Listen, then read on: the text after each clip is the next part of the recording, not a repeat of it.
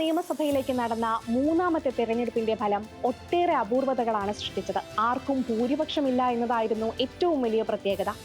അടുത്ത സാധ്യത മുന്നണിയായി സർക്കാർ രൂപീകരിക്കുക എന്നതായിരുന്നു. അന്നത്തെ രാഷ്ട്രീയ സാഹചര്യത്തിൽ അതും സാധ്യമായിരുന്നില്ല. മന്ത്രിസഭ രൂപീകരിക്കാനാകാത്തതിനാൽ നിയമസഭ ചേരാനായില്ല.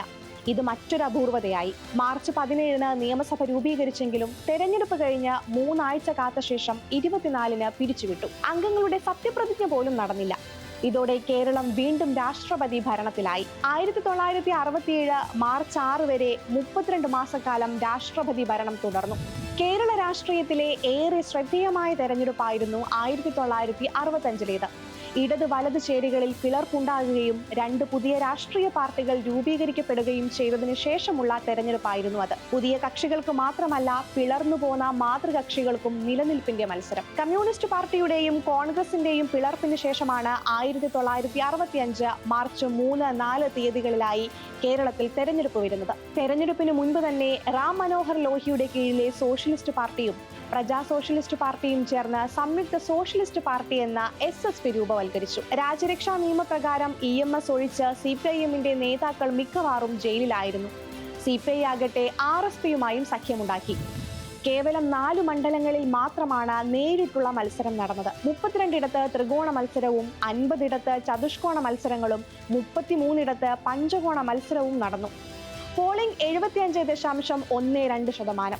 CPIM 73 സീറ്റിൽ മത്സരിച്ച് 40 സീറ്റിൽ വിജയിച്ച് ഏറ്റവും വലിയ കക്ഷിയായി. കോൺഗ്രസ് 35 സീറ്റ് നേടി.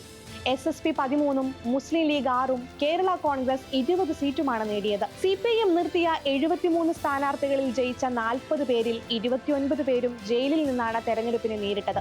തെരഞ്ഞെടുപ്പ് ഫലം കണ്ടില്ലെങ്കിലും CPIM-നും കേരള കോൺഗ്രസിനും കഴിവ് തെളിയിക്കാനായി. പിളർപ്പിന് ശേഷമുള്ള തെരഞ്ഞെടുപ്പായതിനാൽ കേരളത്തിലെ യഥാർത്ഥ ജനകീയമായ കമ്മ്യൂണിസ്റ്റ് പാർട്ടി തങ്ങളാണെന്ന് തെളിയിക്കാൻ EMS-നും CPIM-നും കഴിഞ്ഞു.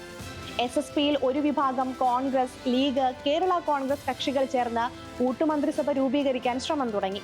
പക്ഷേ അത് നടന്നില്ല. ജയിലിലുള്ളവർ പുറത്തിറങ്ങാതെ ഭൂരിപക്ഷം തെളിയിക്കാൻ സാധ്യതയില്ലെന്നിരിക്കെ സർക്കാർ രൂപീകരിക്കുന്നതിൽ താല്പര്യമില്ലെന്ന് EMS SSP അറിയിച്ചു. ഇതോടെ ആർക്കും സർക്കാർ രൂപീകരിക്കാൻ ഭൂരിപക്ഷമുണ്ടായില്ല. ആരും സധൈര്യം മുന്നോട്ട് വന്നതുമില്ല. അണിയറയിൽ പല നീക്കങ്ങളും നടന്നു. ശേഷം BV ഗിരിയുടെ ശുപാർശ പ്രകാരം ഉപരാഷ്ട്രപതി സക്കീർ ഹുസൈൻ സഭ പിരിച്ചുവിടുകയായിരുന്നു. മാർച്ച് 17 സഭ രൂപീകരിച്ചെങ്കിലും അംഗങ്ങളുടെ സത്യപ്രതിജ്ഞ നടത്താതെ 24 പിരിച്ചുവിട്ടു.